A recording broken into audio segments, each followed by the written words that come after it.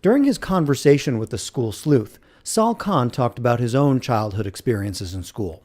How having been in a rich and inspiring classroom situation as a young child drives his vision that the effective use of technology can recreate that experience for all children. I was really lucky when I was in elementary school, and this was a fairly standard public school outside of New Orleans, Louisiana, where I got into this, they call it at the time, they call it gifted enrichment program. And I remember thinking that this was, once again, there was no Khan Academy in 1981 when this happened, or 1982. But they took me out and they put me into this, one period a day. I went to this enrichment thing, and I still remember, it was Miss Roussel and Miss Krause. And I remember very little else from that year. But I remember Miss Roussel and Miss Krause sitting at a table, and I'm like, where is this? This doesn't look like a classroom. And I walked up to them, and they're like, what do you want to do? And I said, what do you mean? And they're like, what do you want to do? What are you interested in? I'm like, I'm 7. You're supposed to tell me what to do. They're like, no, I want to know what you want to do.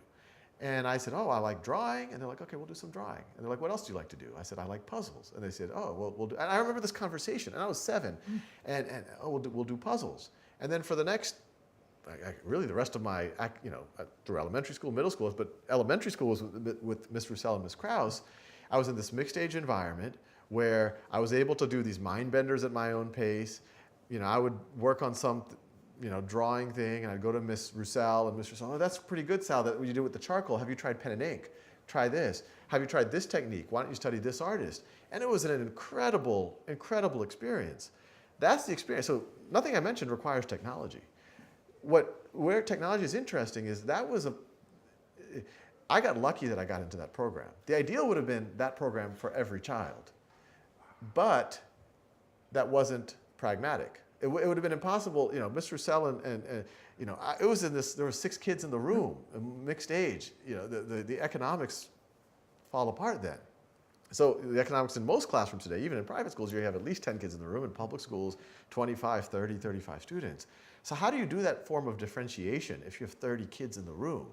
How do you know where each of them are? How do you know each of their strengths and weaknesses? And how do you adapt what they can work on to optimize for their strengths and weaknesses, what they need to develop?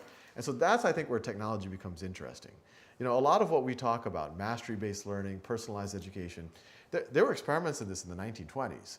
And they actually had really good, I read a lot about these in the Winnetka Plan in Illinois and all of these, some really interesting things. But they did it with worksheets. It was really labor intensive in terms of the logistics around individual worksheets, grading. But that's what technology is good at. Technology is good at processing information and freeing up humans to do what humans are good at, which is forming bonds, relationships, doing more creative activities. So with the technology, many more kids could experience what you experienced when you were 7?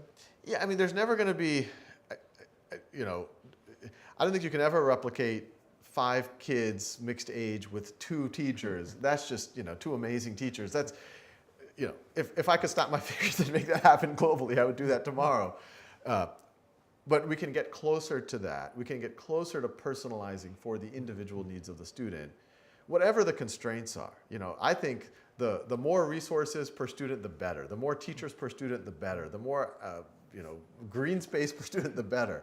But whatever the constraints are for a given school, my hope and my belief is that technology can be a tool for the teacher to get more personalization happening.